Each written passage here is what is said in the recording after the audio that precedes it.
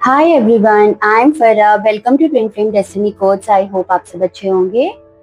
तो आज का हमारा टॉपिक बहुत इम्पोर्टेंट होने वाला है, जो कि ट्विन फ्लेम जर्नी से ही रिलेटेड है एंड जिसकी वजह से मोस्टली प्रॉब्लम्स आती हैं इस रिश्ते में, क्योंकि दोनों ही तरफ से स्टार्टिंग में एक्सेप्टेंस नहीं होता, चाहे वो दुनिया, समाज, फैमिली की तरफ से हो, एंड इस चीज़ को रिजिस्ट ही नहीं कर पाते हैं।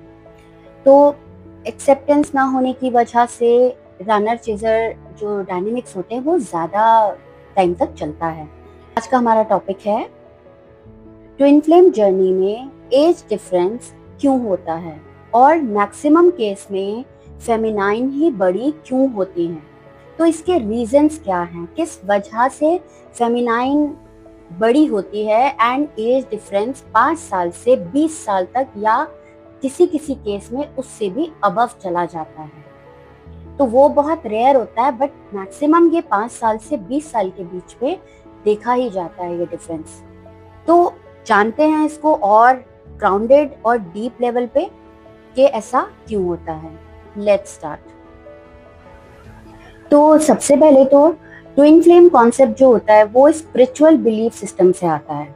कोई साइंटिफिकली प्रूवन फ्रेमवर्क नहीं होता, लेकिन इसके अंदर जो पैटर्न लोग ऑब्जर्व करते हैं, जैसे कि एज डिफरेंसेस, स्पेशली फेमिनाइन का बड़ा होना, या इसके अलावा भी अदर डिफरेंसेस हो सकते हैं, यानी दोनों बिल्कुल अलग परिवार में जन्म लिया है दोनों ने, दोनों का रिलीजन अलग है, तो कास्ट कल्चर का फर्क है, एंड फाइनेंशियल लेवल पे भी फर्क होता है।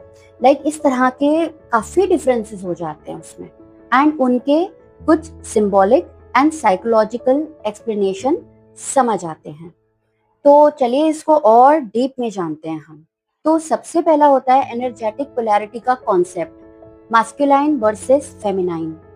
ट्विन फ्लेम जर्नी में फेमिनाइन और मास्कुलाइन जो होते हैं वो बायोलॉजिकल जेंडर नहीं बल्कि एनर्जी रोल्स में होते हैं, यानी उनको आप वुमेन या मैन करके आप नहीं जानते हो। स्पिरिचुअल बिलीफ सिस्टम में आप उन्हें एनर्जी बेसिस पे समझते हो कि वो फेमिनाइन है। कई बार फेमिनाइन मास्कुलाइन में भी होती है, एंड जो मास्कुलाइन होता है वो फेमिनाइन में होता है। तो ये एक सोल लेवल जर्नी है, तो एनर्जी के हिसाब से ही इसको डिसाइड किया जाता है। इसके रोल्स जो होते हैं वो एनर्जी बेस्ड होते हैं।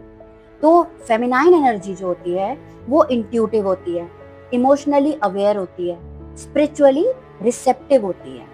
यानी कि स्टार्टिंग से ही फेमिनाइन जो होती है वो स्पिरिचुअलिटी की तरफ पे उसका झुकाव होता है, मतलब गॉड से थोड़ा ज्यादा ही करीब होती है, एंड मतलब उसमें ना इमोशनली स्टेबिलिटी बहुत होती है। फेमिनाइन ऑफ कोर्स इमोशनल ही होती है, एंड जो उनका इंट्यूटिव होता है ना, थर्ड आई चक्रा, वो ऑलरेडी पहले से थोड़ा सा एक्टिवेट होता है स्टार्टिंग से, क्योंकि बचपन से तो वो फेमिनाइन है ही, डिवाइन फेमिनाइन वो है ही बचपन से, उसे नहीं पता होता, बट जो ट्रेड्स उनके होते हैं ना, जो पावर्स, वो बचपन से ही थोड़ी थोड़ी महसूस कर लेती है कि वो थोड़ा डिफरेंट है, या मास्कुलाइन्स भी। तो वो लोग अपनी चीजों को बचपन से उन्हें समझ में आता है थोड़ा बहुत कि वो अलग हैं और लोगों से, अपने आसपास के लोगों से, एंड उनकी लाइफ बहुत टफ होती है, मतलब बहुत इजी, उनको हर चीज नहीं मिलती है। तो ये सारी चीजें उन्हें पता होता है कहीं ना कहीं किसी लेवल पे। और जो मास्कुलाइन एनर्जीज होते हैं वो लॉजिकल होते हैं, एक्शन ओरिएंटेड होते हैं, एंड ग्राउंडेड होते हैं फिजिकल वर्ल्ड में। जैसे फेमिनाइन एनर्जी जो होती है वो स्पिरिचुअल वर्ल्ड में ग्राउंडेड होती है rather than physical world, but जो मास्कुलाइन्स होते हैं वो फिजिकल वर्ल्ड में ग्राउंडेड होते हैं, एक्शन ओरिएंटेड होते हैं, लॉजिकल बहुत होते हैं। वो किसी भी चीज को बिना लॉजिक के समझना ही नहीं चाहते, उनको हर चीज में लॉजिक चाहिए। अगर उनके सामने आप स्टार्टिंग में ये सोल कनेक्शन है, स्पिरिचुअलिटी, ये सब बोलोगे तो वो बिलीव ही नहीं करते, उनमें एक्सेप्टेंस बहुत कम होता है। तो ये वजह है। तो फेमिनाइन का बड़ा होना एज या मैच्योरिटी में सिंबलाइज करता है कि वो पहले अवेकनिंग स्टेज में आती है, क्योंकि वो ज्यादा इमोशनल एंड स्पिरिचुअली मैच्योर होती है, इसलिए वो कनेक्शन को पहले रिकग्नाइज कर लेती है, उसको पहले रिकग्नाइज करा दिया जाता है डिवाइन के थ्रू, क्योंकि वो बड़ी होती है एंड वो लीड करती है इस जर्नी को। The second reason is awakening trigger role. बहुत केसेस में फेमिनाइन ही ट्रिगर होती है, यानी कि जो मास्कुलाइन्स को ट्रिगर देना होता है या डिवाइन को उसको समझाना होता है इस चीज के बारे में, जर्नी के बारे में, तो वो फेमिनाइन को ही एज अ ट्रिगर यूज करते हैं या एज अ गाइड यूज करते हैं इस स्पिरिचुअल जर्नी में, क्योंकि ऑलरेडी दोनों में बहुत इंटेंस कनेक्शन होता है, तो ऑलरेडी एक खिंचाव तो होता ही है मास्कुलाइन का फेमिनाइन की तरफ, तो इसीलिए डिवाइन भी उनको उसी तरीके से इस्तेमाल करते हैं as a guide, as a trigger के मास्कुलाइन को अवेकन करने के लिए। तो वो मास्कुलाइन को उसके इनर ग्रोथ के लिए पुश करती है। And masculine often initially unaware या रेजिस्टेंट होता है। शुरू में जो मास्कुलाइन्स होते हैं वो रेजिस्टेंट होते हैं, यानी वो चीजों को जल्दी एक्सेप्ट नहीं करना चाहते और अनअवेयर होते हैं बहुत ज्यादा। लेकिन जो फेमिनाइन होती है वो डे वन से, जब से मास्कुलाइन से मिलती है, किसी ना किसी वे में वो ट्रिगर करती रहती है मास्कुलाइन को उसकी इनर ग्रोथ के लिए।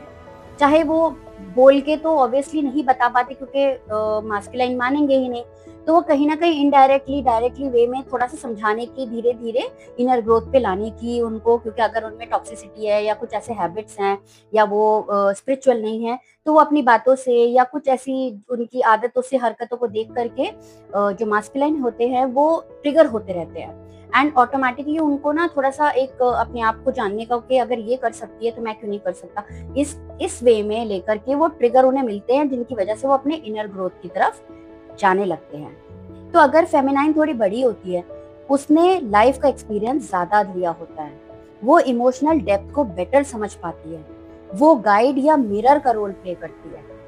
तो ये रीजंस होते हैं अवेकनिंग ट्रिगर रोल में। Third is psychological reality, not just spiritual, psychological भी अगर आप देखो तो womens generally emotionally faster mature होती है कंपेयर टू मेन। इसलिए नेचुरली भी रिलेशनशिप्स में, ट्विन फ्लेम जर्नी को अगर साइड कर दो, apart from twin flame journey, normal relationships में भी जो फेमिनाइन्स होती हैं वो ज्यादा इमोशनल होती हैं, उनकी अंडरस्टैंडिंग डीपर होती है, वो कनेक्शन को जल्दी लेबल और फील कर देती है। तो एज गैप जो होता है इस मैच्योरिटी गैप को बैलेंस करता है, क्योंकि उन्होंने ऑलरेडी काफी लेसन्स लिए होते हैं, काफी उनकी जर्नी पहले से ही तय होती है, क्योंकि वो दोनों एक सोल होते हैं ना। तो जब उनका यूनियन होना होता है ना जिस लाइफ में, तो उनको क्या होता है, उनमें से किसी एक को, एक सोल को डिवाइन पहले भेज देते हैं कर्मास रिलीज करने के लिए। तो ऑलरेडी फेमिनाइन हो या किसी किसी केस में मास्कुलाइन्स भी आते हैं, तो ज्यादातर मगर मोस्टली 98% चांस में फेमिनाइन्स आ जाती हैं और वो अपना कर्मा रिलीज करना शुरू कर देती हैं। एंड बाकी जो बचा कुचा कर्मा होता है वो फिर मास्कुलाइन्स जब बर्थ लेते हैं तो फिर वो पूरा करते हैं। लेकिन मास्कुलाइन्स के अवेकन होने से पहले ही फेमिनाइन काफी हद तक कर्मा रिलीज कर देती है एंड मास्कुलाइन्स के लिए एक रास्ता बना देती हैं, एक वे बना देती हैं, जिस पर वो आगे एक्सेप्टेंस के साथ अवेकन होकर के सीधा चल सकते हैं, क्योंकि वो थोड़ा प्रैक्टिकल एंड लॉजिकल ज्यादा होते हैं, तो वो चीजों को शुरू में नहीं समझते, नहीं एक्सेप्ट करते हैं, तो यही वजह होता है। Fourth is mirror and healing dynamics. Twin flame का कोर जो होता है वो मिररिंग होता है, दोनों एक दूसरे के वोन्स रिफ्लेक्ट करते हैं। फेमिनाइन यूजुअली पहले अपने ट्रॉमास फेस कर लेती है, ऑलरेडी फेमिनाइन्स जो होती हैं मास्कुलाइन से मिलने से पहले ही अपने ट्रॉमास को फेस कर लेती हैं।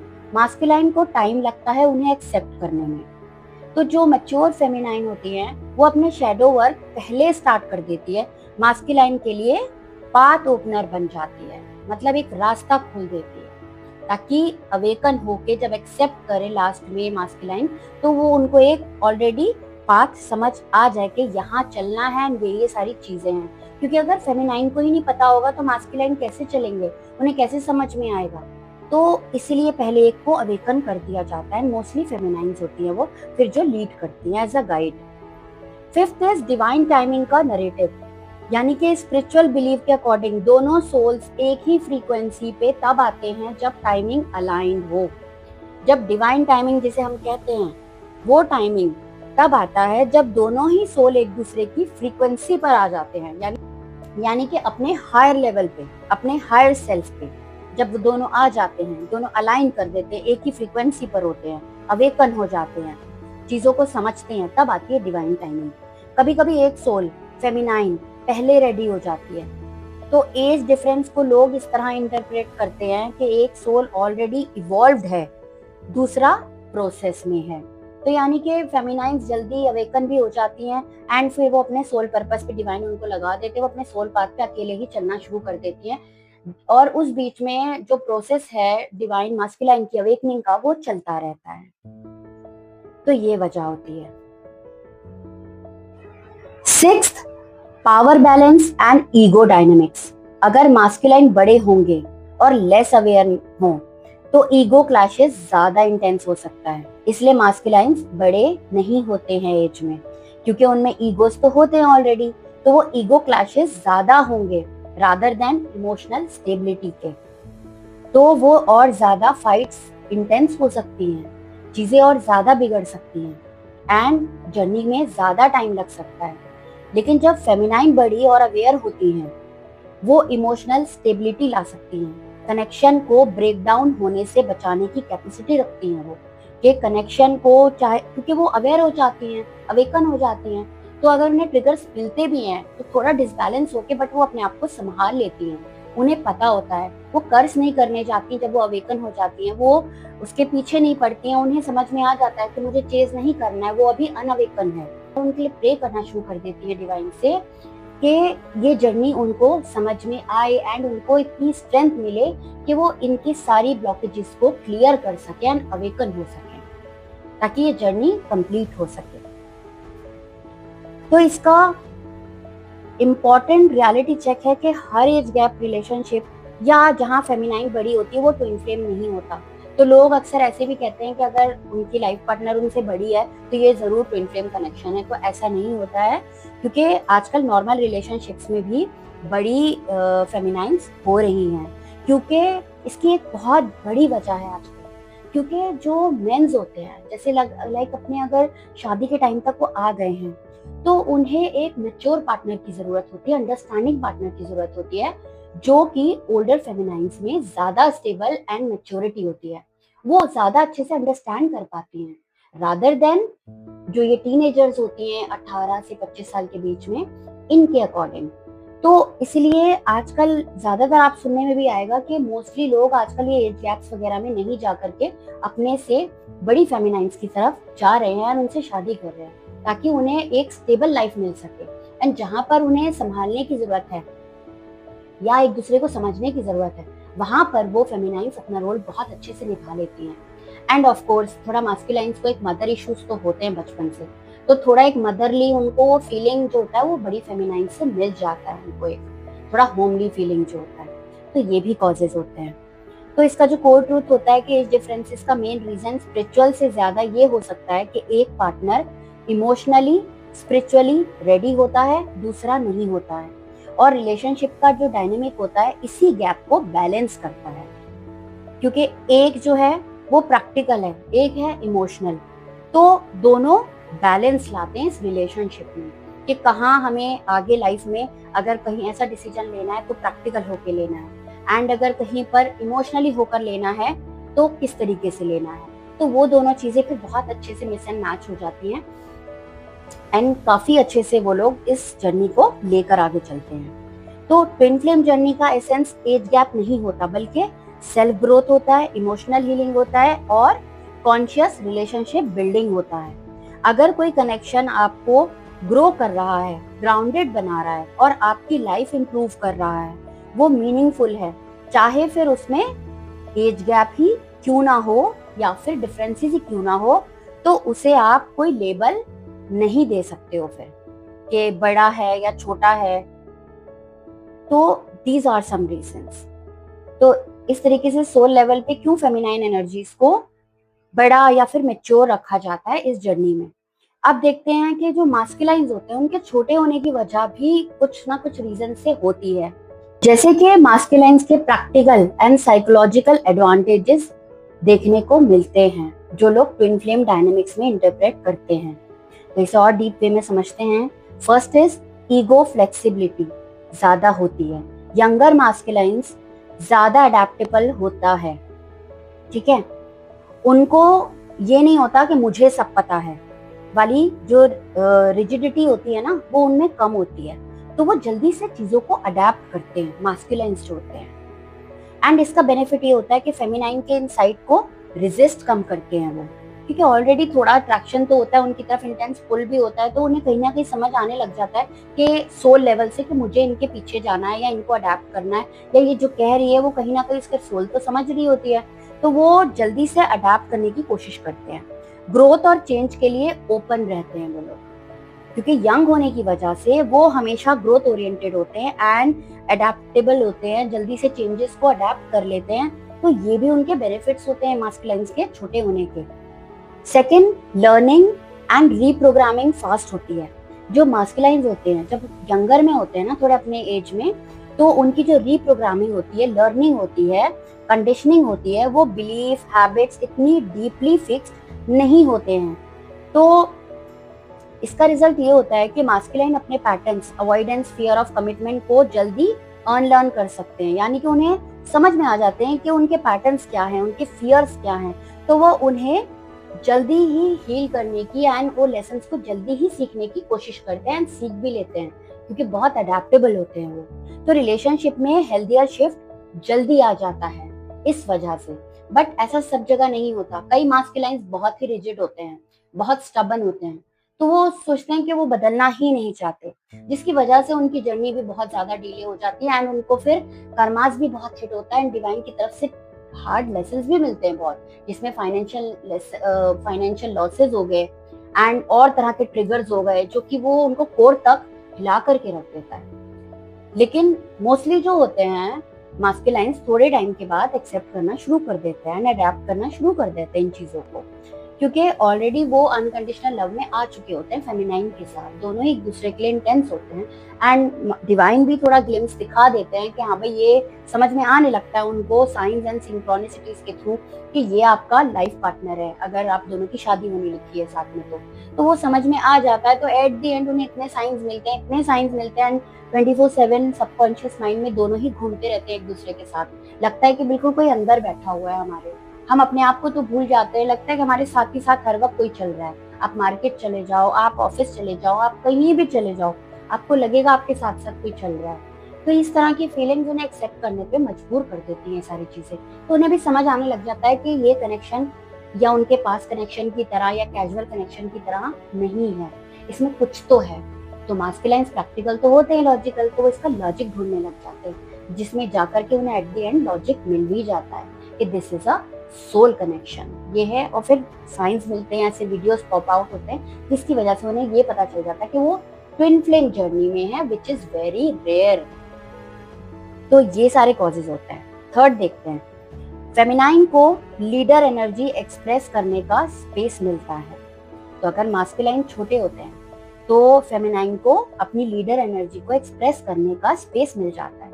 अगर फेमिनाइन थोड़ी बड़ी और अवेयर हैं, वो नेचुरली गाइडेंस और इमोशनल डायरेक्शन दे सकती हैं मास्कुलाइन को, डायरेक्टली और इनडायरेक्टली। बेनिफिट ये होता है कि डायनेमिक में अननेसेसरी पावर स्ट्रगल कम हो जाता है।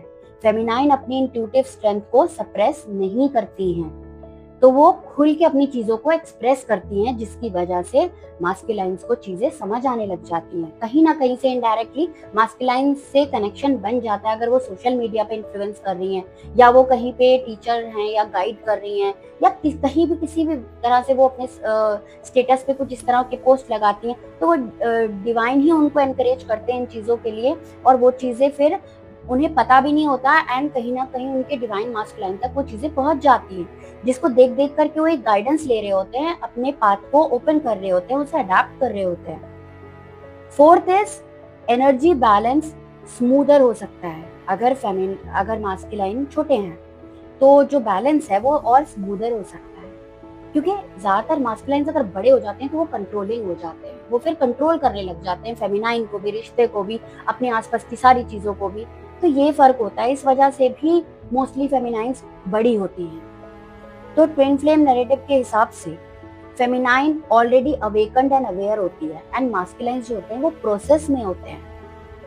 तो यंगर मास्कुलाइन के पास कैचअप करने का स्कोप ज्यादा होता है, वो फेमिनाइन की फ्रीक्वेंसी शिफ्ट को मैच करने के लिए ज्यादा फ्लेक्सिबल होते हैं, क्योंकि वो यंग भी होते हैं एंड अडेप्टेबल भी होते हैं। तो फेमिनाइन की फ्रीक्वेंसी को वो जल्दी मैच कर लेते हैं जो शिफ्ट होता है। Fifth is playfulness, fresh perspective. Younger partner often थोड़ा लाइट हार्टेड एंड स्पॉन्टेनियस भी होते हैं। यानी कि ये जो जर्नी है ये इतनी ज्यादा हैवी होती है, पेनफुल होती है, तो जो मास्कुलिन्स होते हैं या फेमिनाइन्स में भी देखा गया है, दोनों का अगर जॉली साइड है या प्लेफुलनेस है दोनों के अंदर, तो वो चीजें ना इसको थोड़ा जर्नी को लाइट बनाती हैं, स्पॉन्टेनियस बनाती हैं। तो इंटेंस इमोशनल जर्नी में हैवीनेस ब्रेक हो जाती है।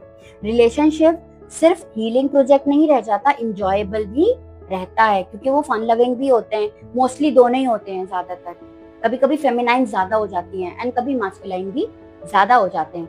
वो बात अलग है कि वो मास्कुलाइन्स दिखाते नहीं है अपना, एक हमेशा एक मास्क कैरी करके रखते हैं कि मैं बहुत स्ट्रांग हूँ, मैं बहुत प्रैक्टिकल हूँ, तो थोड़ा अपने आप को हार्ड दिखाते हैं, बट डीप इनसाइड वो काफी प्लेफुलनेस होती है उनके अंदर, लाइक बच्चों वाली एनर्जी होती है उनके अंदर मास्कुलाइन्स में। तो जब वो ओपन होते हैं किसी के साथ तो मतलब उनको ये सारी चीजें भी पसंद होती हैं। कई बार हैरानी हो जाती है, लाइक उनको गेम्स खेलना पसंद होता है, जो बच्चे खेलते हैं गेम्स। तो एक प्लेफुलनेस दोनों ही में होती है, जो कि इस जर्नी को बहुत इंजॉयबल बनाती है, लाइट हार्टेड बनाती है, क्योंकि ये जर्नी जो होती है काफी पेनफुल एंड हैवी होती है, तो ये भी एक रीजन होता है। तो अदर थिंग इज फेमिनाइन के कंट्रोल पैटर्न्स हील होते हैं। जैसे कि फेमिनाइन होती हैं वो बड़ी होती हैं, तो शुरू से जैसे कि अगर वो मैरिड भी हैं या अनमैरिड भी हैं, तो उनको एक कंट्रोलिंग करने का उनका पैटर्न चला आता है, बच्चों को कंट्रोल कर रही है, या अगर क्योंकि मोस्टली अगर उसमें मैरिड होती है ना फेमिनाइंस, तो वो सारी जिम्मेदारी उन्हीं के ऊपर होती है घर की, तो वो उनको एक नेचुरली कंट्रोलिंग बिहेवियर उनके अंदर आ जाता है, जिसे उनको कंट्रोल करना पड़ता है। यानी ये थोड़ा अनकंफर्टेबल ट्रुथ है फेमिनाइंस के लिए, बट जब फेमिनाइंस मैच्योर होती हैं वो कभी कभी ओवर गिविंग या कंट्रोलिंग भी हो सकती हैं।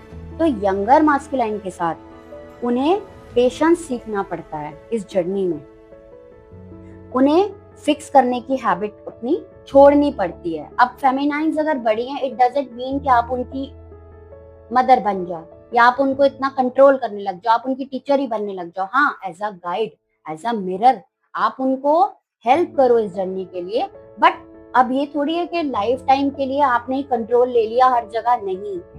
डिवाइन फेमिनाइन्स जो होती हैं वो एक्चुअल में जब अवेकन हो जाती हैं, उन्हें ये बात समझ में आती है कि हाँ, मुझे as a guide, as a helper या एज अ सपोर्टर साथ रहना है, बट हर जगह मुझे कंट्रोल नहीं करना। तो अपने मास्कुलिन को आगे करती हैं। मास्कुलिन्स ही प्रोटेक्शन मास्कुलिन करते हैं, जो एक्शन ओरिएंटेड होते हैं वो मास्कुलिन्स होते हैं, चीजें मास्कुलिन ही आगे लेकर के जाते हैं। तो वो जो एक मेनली थिंग्स होती हैं जो कि होनी चाहिए और अच्छी भी तभी लगती हैं, भले ही फेमिनाइन बड़ी हैं, लेकिन वो अपने मास्कुलाइन को ही आगे रखती हैं इस चीज में, काफी सेल्फ रिस्पेक्ट देती हैं एंड काफी वैल्यू भी करती हैं, उनको ही डिसीजन लेने देती हैं आगे।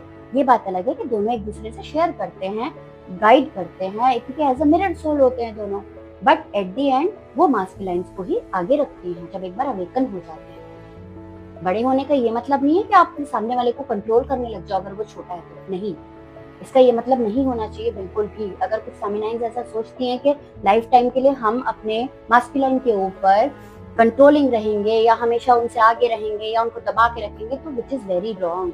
लाइक इसका मतलब है कि फिर आप अवेकन नहीं हुए हो, ठीक है। फेमिनाइन्स भले ही बड़ी होती हैं, लेकिन वो एक बच्चों की तरीके से होती है अंदर से। जो एक्चुअल में फेमिनाइन्स होती है ना, लाइक बचपन से उन्होंने काफी अपनी जर्नी को टफ देखा होता है, तो जब उन्हें मास्कुलाइन मिलते हैं ना, तो मतलब अवेकन होने के बाद दोनों अवेकन हो जाते हैं, तो वो बिल्कुल एक बच्चों की तरह हो जाती हैं। लाइक क्योंकि जब मास्कुलाइन उनके साथ है ना, तो वो कई बार अपना दिमाग भी नहीं चलाती हैं, उनको लगता है ये तो है मेरे साथ, ये मुझे संभाल लेंगे। तो वो जो उनका साइड है ना, सॉफ्ट साइड जो है ना फेमिनाइन्स का, वो बाहर आता है मास्कुलाइन्स के साथ। तो रिलेशनशिप में छोटे होने के बाद भी फिर वही ऑपरेट करते हैं हर चीज से, फेमिनाइन उन्हीं को आगे रखती है और उन्हें वो वैल्यू भी देती है एंड वो रिस्पेक्ट भी देती है, भले दोनों में कितने एज का डिफरेंस क्यों ना हो, कितने इयर्स का डिफरेंस ही क्यों ना हो, वो बिल्कुल उनको एज ए हस्बैंड ही ट्रीट करती है। बिल्कुल देखा जाए तो ये शिव शक्ति की यात्रा है, तो फेमिनाइन जो होती है वो अपने शिव की तरह मानती हैं, उनको अपने इष्ट की तरह मानती हैं, तो इस वजह से उनकी रिस्पेक्ट भी बहुत होती है मास्कुलिन की अवेकन होने के बाद, एंड वो डिजर्व भी करते हैं, क्योंकि अवेकन होने के बाद वो बहुत पावरफुल हो जाते हैं, एकदम एक किंग की तरह से। अगर फेमिनाइन क्वीन की तरह होती हैं तो वो एक किंग की तरह होते हैं, जो कि डिसिप्लिन्ड होते हैं, वैल्यू रखने वाले होते हैं, अपने मोरल्स पे कायम रहते हैं एकदम, एंड अपने एक्शंस लेते हैं, एक्शन ओरिएंटेड होते हैं, जस्टिस लवर होते हैं, एंड हर चीज को बहुत ही अच्छे से मैनेज करते हैं। फिर जो अवेकन मास्कुलिन्स होते हैं, चाहे वो छोटे क्यों ना हो। तो छोटे होने का ये मतलब नहीं है कि वो हमेशा इमेच्योर रहेंगे या कुछ है, उनकी सोल छोटी नहीं होती है। वो यहाँ पे 3D लेवल पे छोटे हो सकते हैं, बट उनकी सोल ऑलरेडी बहुत जल्दी एक्सपीरियंस्ड होती है एंड बहुत जल्दी यहाँ पे सीख लेती है, अडेप्ट कर लेती है एंड फ्लेक्सिबल हो जाती है।